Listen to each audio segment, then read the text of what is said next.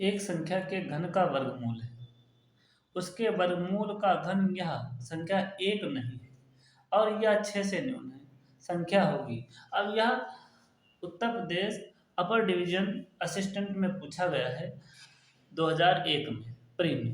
देखिएगा, अब इसे पहले आप हल करने का प्रयास कीजिएगा।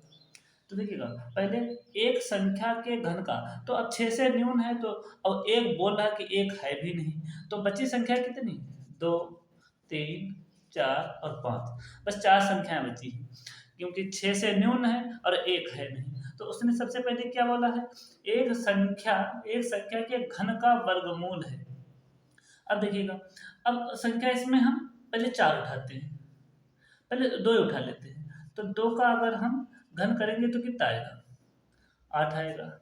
अब 8 का जब वर्गमूल निकालेंगे तो पॉइंट करके दशमलव में आएगा, तो ये ऑप्शन क्या हो गया? गलत हो गया। अब 3 भी करेंगे इसे आएगा। अब 4 पद को देखते हैं, तो देखिएगा 4 का क्यों किया हमने, घन किया, तो आया आपका 64।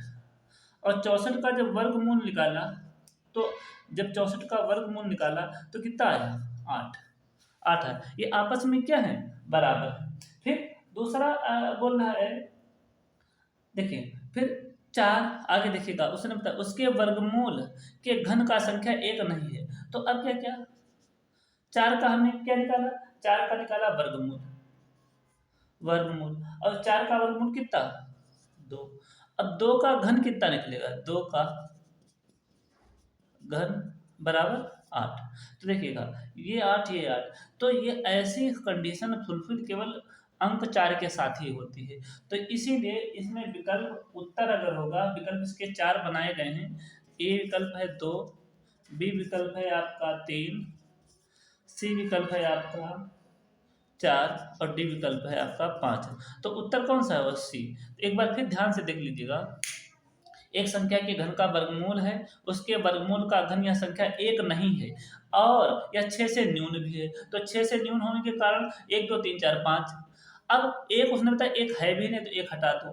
तो अब 2, 3 और 5 में कंडीशन ये लागू करोगे, लागू ही नहीं होगी, क्योंकि पॉइंट में कोई घन आएगा, कोई वर्ग पॉइंट में आएगा, पॉइंट में नहीं।